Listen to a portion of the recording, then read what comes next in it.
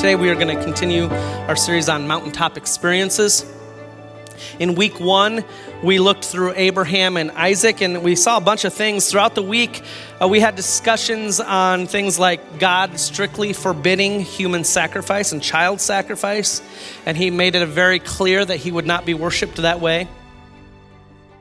We looked at how God delivered the sacrificial ram, but not until Abraham had been fully faithful and the knife was raised above his head. We also looked at how Jesus was the actual sacrificial lamb and provided substitutionary atonement for all. We also discussed how sacrifice is central to worship. And so with that in mind, we looked at how we are to be living sacrifices, holy and pleasing to him. That was week 1 in a nutshell. Last week, we looked at Israel at the base of Mount Sinai, and God gave a purpose to Israel at the base of this mountain. There he told them they would be God's treasured possession. He told them they would be a kingdom of priests and a holy nation. And likewise, we as the church were given the same purpose in 1 Peter. We are called a chosen race, a royal priesthood, a holy nation, and a people for his own possession. The New Testament and the Old Testament work together. And it's just beautiful to see how they work together. And this week we're going to stay at the base of Mount Sinai because God is not done using this mountain and is certainly not done using his people. We're going to continue the story. Last week we were in Exodus 19. This week we're in Exodus 20.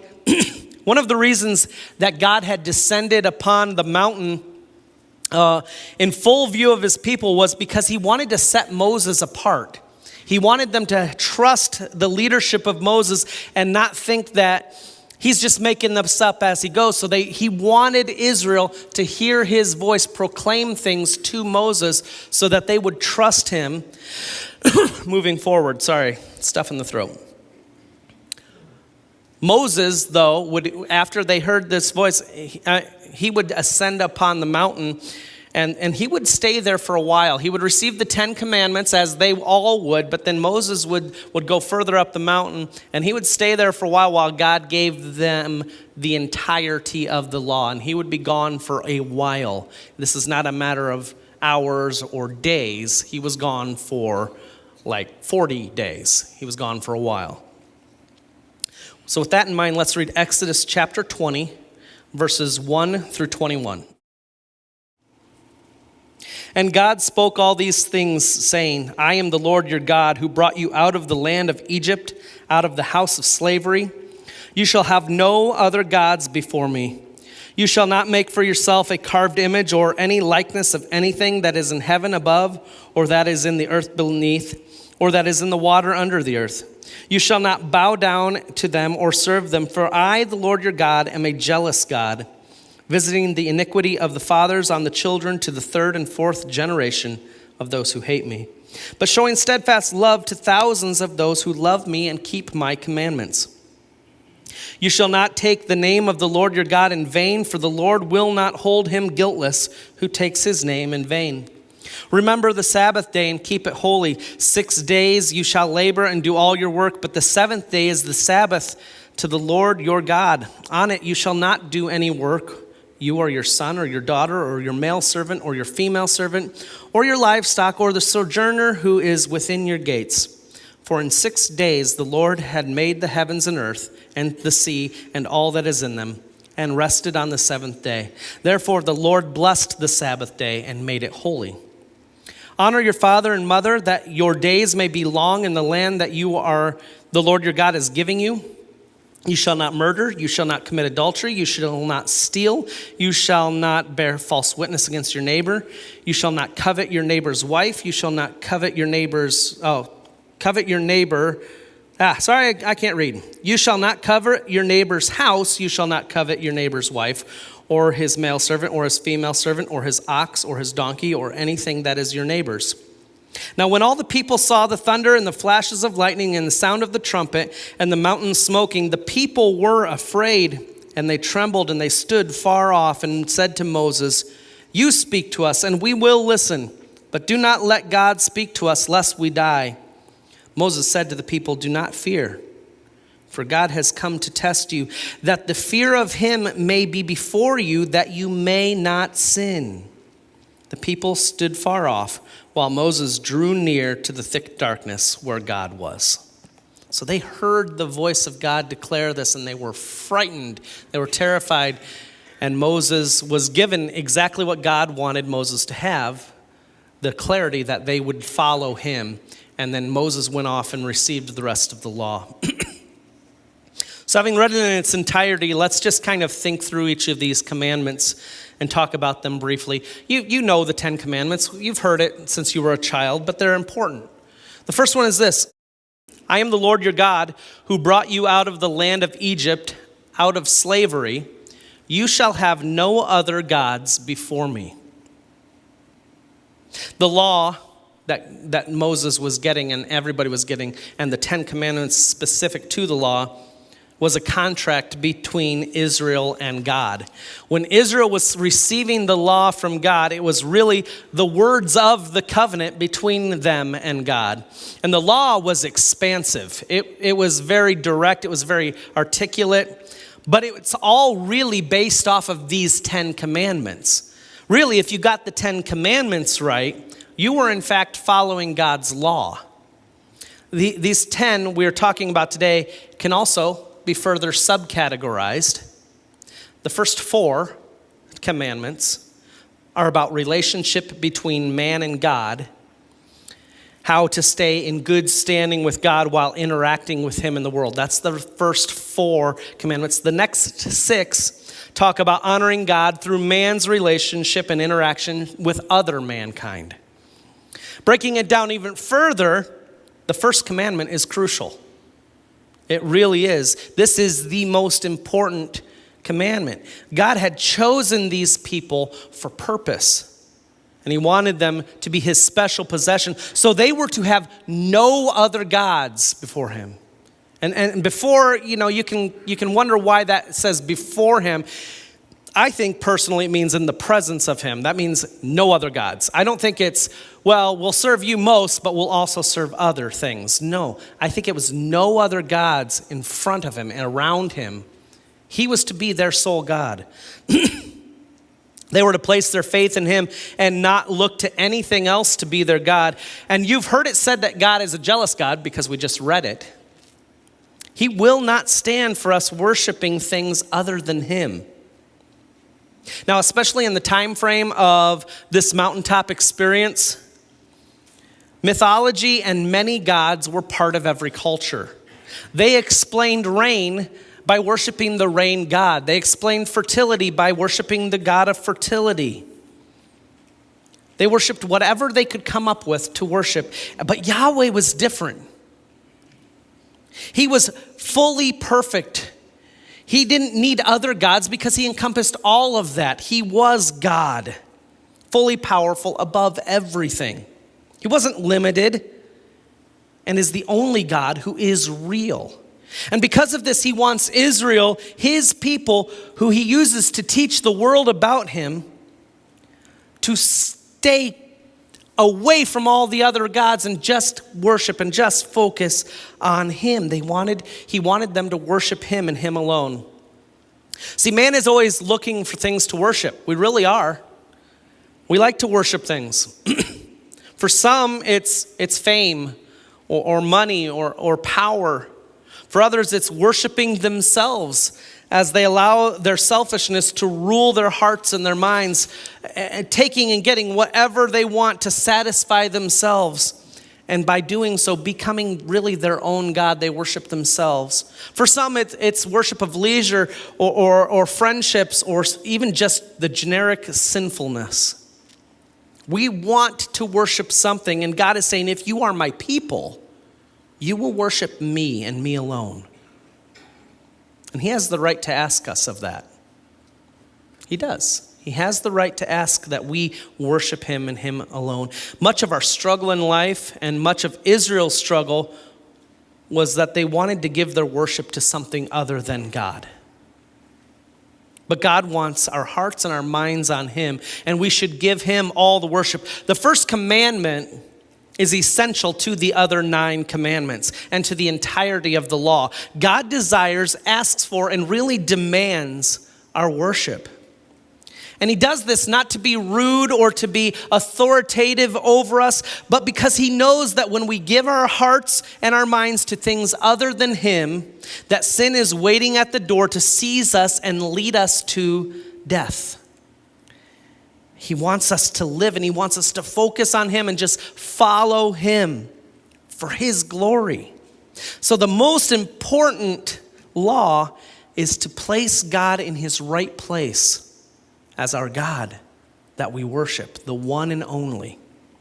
Number 1 is important. Number 2, you shall not make for yourself a carved image or any likeness of anything that is in heaven above, or that is on the earth below, or that is in the water under the earth. You shall not bow down to them or serve them, for I, the Lord your God, am a jealous God, visiting the iniquity of the fathers on the children to the 3rd and 4th generation of those who hate me, but showing steadfast love to thousands of those who love me and keep my commandments.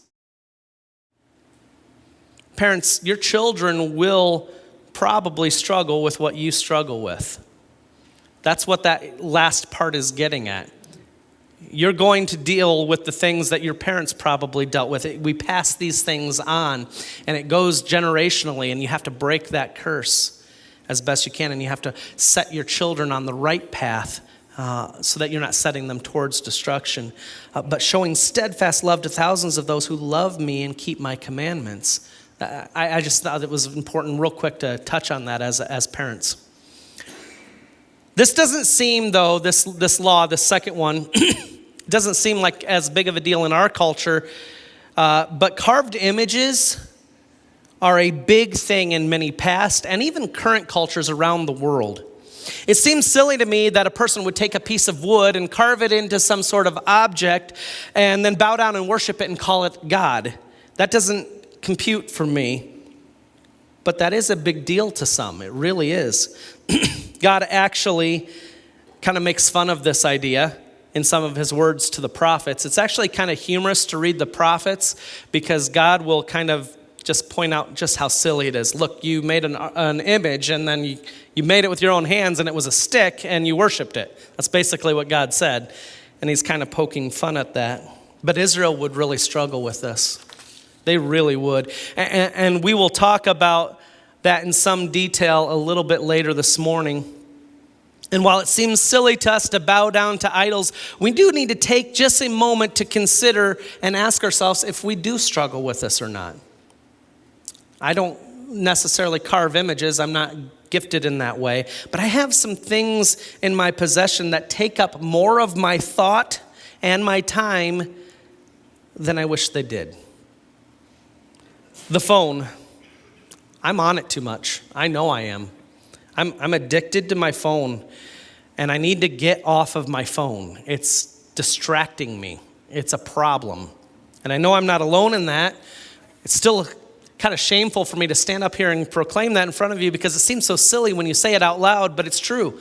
I'm on my phone too much. It's become a little bit of an idol to me. Another one for me is the television.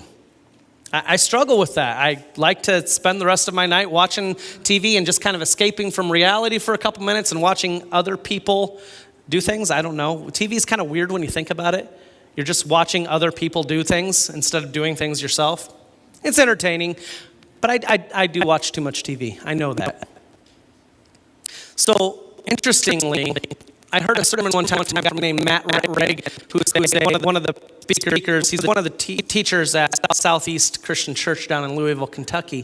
And he was telling the story about how he went on a mission trip to India. And in India, carved images are really a big thing. They have multiple gods that they will serve.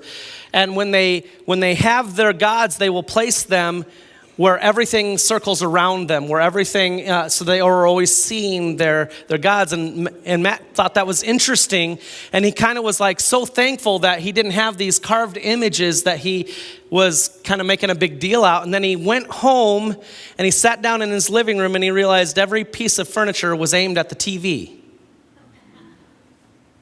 We really do the same thing. I mean, it's kind of silly to think about, but it just opens our eyes a little bit to what's important to us. Many things can at least be similar to idols. I just think it's good to evaluate from time to time if we are indeed worshiping things other than God and making them idols. Bottom line of the second commandment is it is either an extension of the first one or it's a new commandment altogether. Scholars debate.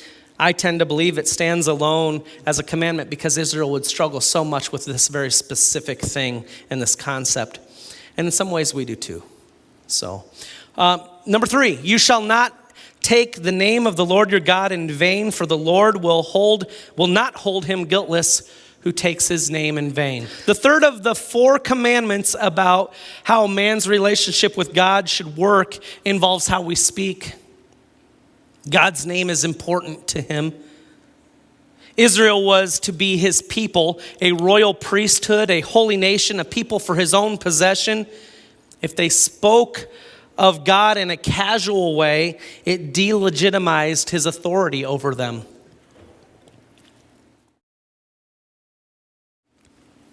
I think what we say is really important. I also think how we say things is really important. A fairly common illustration of this was made very clear to me as a child.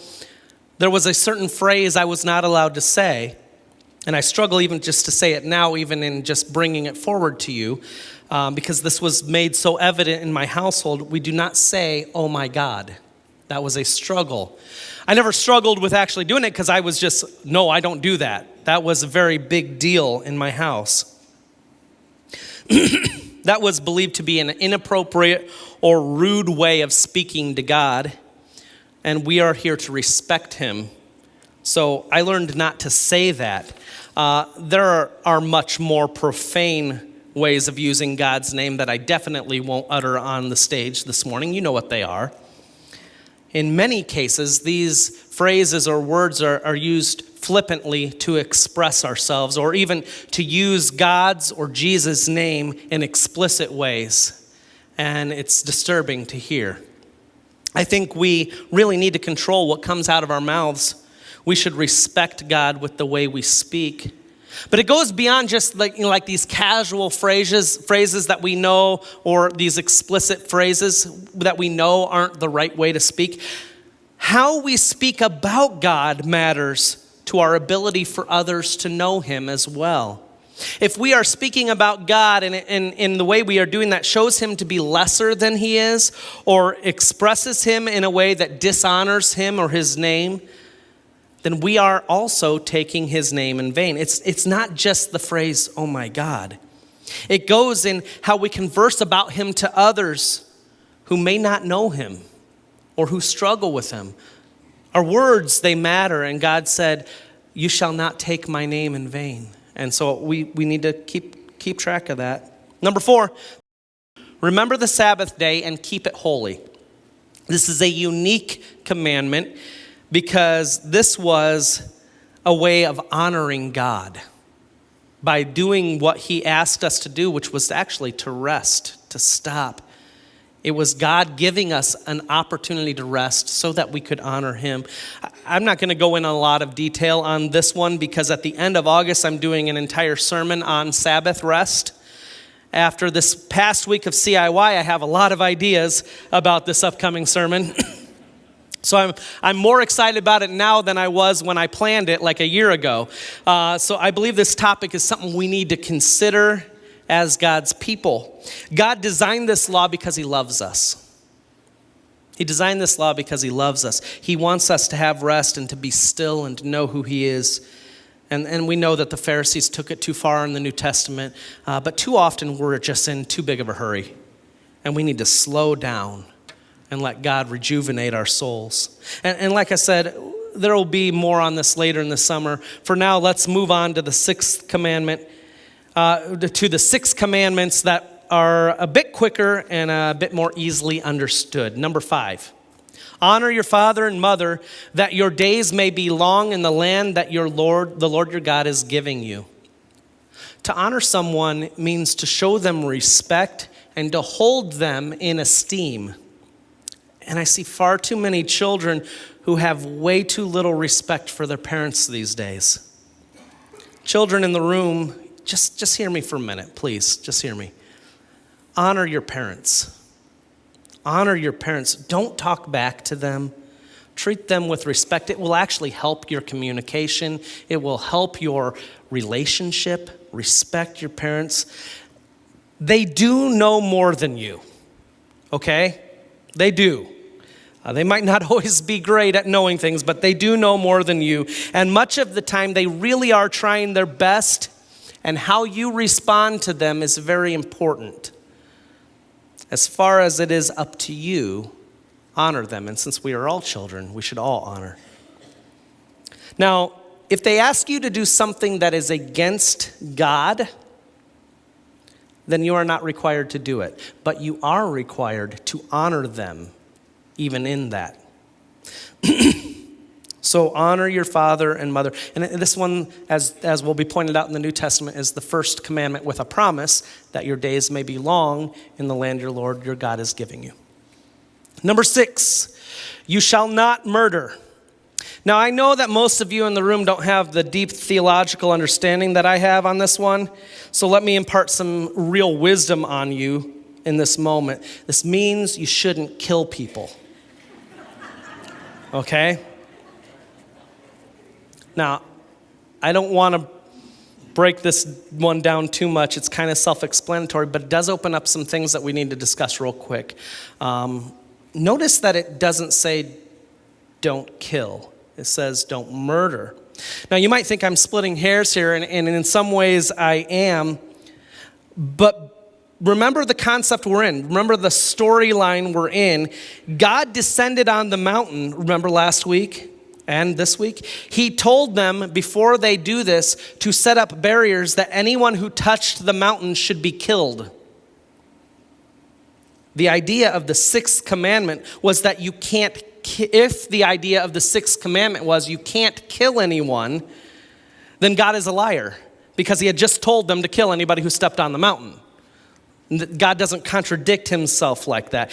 He would also send Israel into countless battles to take over the promised land where people would be killed. But to murder someone goes much deeper than that. I'm not giving you an out. I'm not like, oh, sweet, the preacher said we can go kill people now. No, that's not why I'm saying what I'm saying. I just want to be very clear that in our understanding, to murder goes deeper than that. Furthermore, the idea of murder does not include self-defense. I'm not going to get into a big pacifist or non-pacifist debate at this time. That's something maybe we can do in private. But I think the law was given towards the idea of choosing to end someone's life for the purpose of ending their life. Now, we can see the true intent of the law through Jesus' Sermon on the Mount, when Jesus suggests that if you are even angry with your brother, you will be judged. It is like murder. He said, you have heard it was said, do not murder, but I tell you, don't even be angry. To hold anger usually involves at least the mental plot to get even, right? It is in this anger where the idea of hurting or destroying someone begins. Jesus was suggesting that we learn how to handle our anger and let it go so that we don't hurt or destroy someone. The people of God were to carry themselves better than that. They were to live as a holy nation, and so are we. And I don't think there's anybody in this room that's contemplating murdering anybody right now, but I just want to be very clear. That is wrong, but let's work on our anger too, because that's the heart of the law that God gave us, as we see clearly identified in the Sermon on the Mount. Number 7, you shall not commit adultery. Sexual sin is a very big deal to God. Let's give some New Testament examples. 1 John chapter 2, verses 16 and 17 says, "For all that is in the world, the desires of the flesh and the desires of the eyes and the pride of life is not from the Father, but it is from the world. The world is passing away along with its desires, but whoever does the will of God abides forever. The desires of the flesh, the desires of the eyes. Other translations will say the lust of the flesh, the lust of the eyes. 1 Corinthians 6, 18 through 20. Flee from sexual immorality. Every other sin a person commits is outside the body, but the sexually immoral person sins against his own body. Or do you not know that your body is a temple of the Holy Spirit within you, whom you have from God? You are not your own, for you were bought at a price, so glorify God with your body. God wanted his people to live sexually pure lives. Satan uses this area in our lives very aggressively. The desires of the flesh, the desires of the eyes. He is trying desperately to distract us from following God, and sexuality is one of the biggest areas he targets. Jesus will expand on this one in the New Testament during the Sermon on the Mount too, and he'll say, even if you look at a woman with lust in your eyes, you have committed adultery. And he doesn't say that so you'll feel bad about yourself, because we all know we've done it. He says that because he wants our minds to be pure of that. He wants us to rid ourselves of that. He knows the power of sex to destroy, and he is ultimately asking us to avoid Satan's relentless pursuit in this area. This is why we need to put our armor on. We need to have the armor of God on, specifically the shield of faith that stops the flaming arrows of Satan that he tries to send at us. Actually, it says it extinguishes the flaming arrows. The shield does. So we raise up our shields of faith, and his arrows are extinguished. This is a battle. Many times it's a battle of the mind, but it's a battle nonetheless. Never forget that you are in a battle for your soul. And if you have sexual sin in your life, whether current or past, trust in God to restore your heart and restore your mind. Let him help you and lead you out of this destructive struggle. Seek forgiveness and walk in newness of life, in faithfulness to God. Let him lead you in that. I believe God wants you to be led out of that. I know it's always a struggle, but I believe he wants to lead you out of that. Let's move on. Number 8, you shall not steal. And once again, this one's really hard to figure out. I think basically, if it's not yours, don't take it. That'll work. I think we all get that one. Number 9, you shall not bear false witness against your neighbor. Honestly, this one's a struggle for me, not because I want God to let me do this. More so just because I don't understand why anybody would. I get this image of a court case where someone is making up a story to prosecute their neighbor, and I just don't know why you would do that. I don't know why. But I will say that I think it goes beyond the courtroom scenario. I really do. Speaking falsehoods or gossip about others is a problem. And gossip ruins people. It really does. It ruins people. And as a holy nation that we are called to be, a royal priesthood, we should seek to deal only in truth and honor. We're called to honor everyone. Holding up your neighbor, whoever that may be, in a respectful way. I think it goes beyond just the courtroom scenario. Number 10. You shall not covet your neighbor's house. You shall not covet your neighbor's wife, or his male servant, or his female servant, or his ox, or his donkey, or anything that is your neighbor's. What's interesting to me about this last commandment is that if you keep this one, you are kind of keeping the last 4 commandments. Because if you don't covet your neighbor's things, you are likely not to murder him. You probably won't steal from him because you don't have your eyes set on his things. You probably won't commit adultery because you're not after his wife. And you probably won't bear false witness against him. It kind of works that way. The way we live in relationship with one another matters to God. And we are to live in a way that upholds the other person, not ourselves. Now, when Jesus was asked about these 10 commandments, he was asked by the Pharisees, and they were trying to trap him. What is the greatest commandment? He responds to love the Lord your God with all your heart, your soul, your mind, and your strength. And that is really the first 4 commandments in practicality. If you're going to love the Lord your God with all your heart, soul, mind, and strength, you're going to do the first 4 commandments. And that's how we live if we are people of God. And then Jesus adds to it and says, the second is this, love your neighbor as yourself. And in these 2 statements, Jesus has summed up the entirety of the commandments and the law. How you deal with God, love him with all that you are, and how you deal with people, put them first. When we do those 2 things, we have established the entire 10 commandments. How you live in relationship with God is to put him first, to love him with all that you are. And how you live in relationship with fellow man is also an indication of your worship of God. If you love them like yourself, you are upholding the law. Okay, really quick here. What's interesting to me about this mountaintop experience is that God had put his voice on display for all of those of Israel to trust Moses' leadership. And he descended on the mountain in a complete view of Israel. And Moses then, after this voice and after this experience, was gone for a long time receiving the law from God. And while he was gone on top of the mountain, in the valley, Israel got restless, right?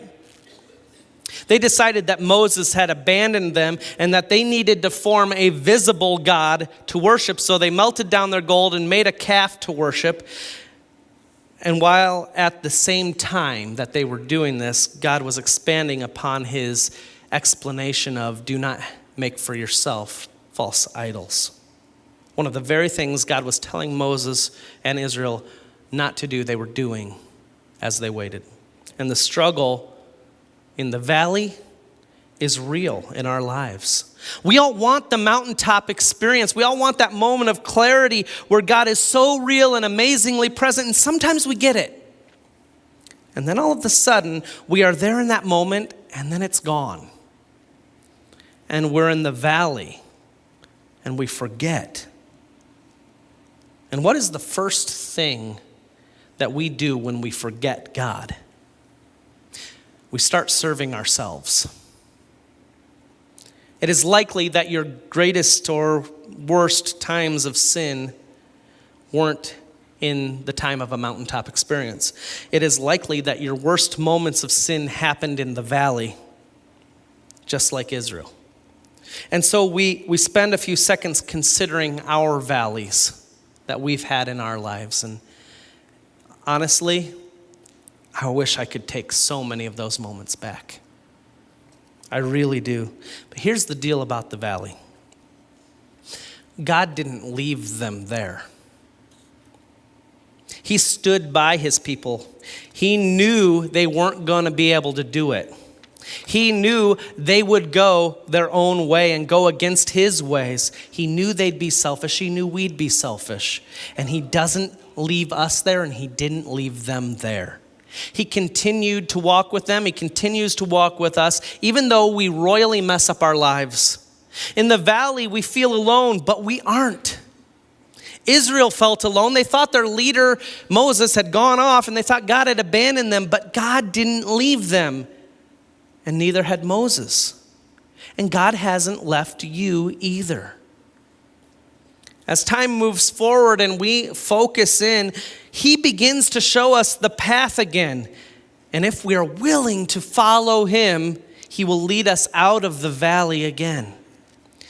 He reminds us that we can be forgiven and that we can walk with him and that he will heal us of our sickness of sin. He tells us the valley will not be the end.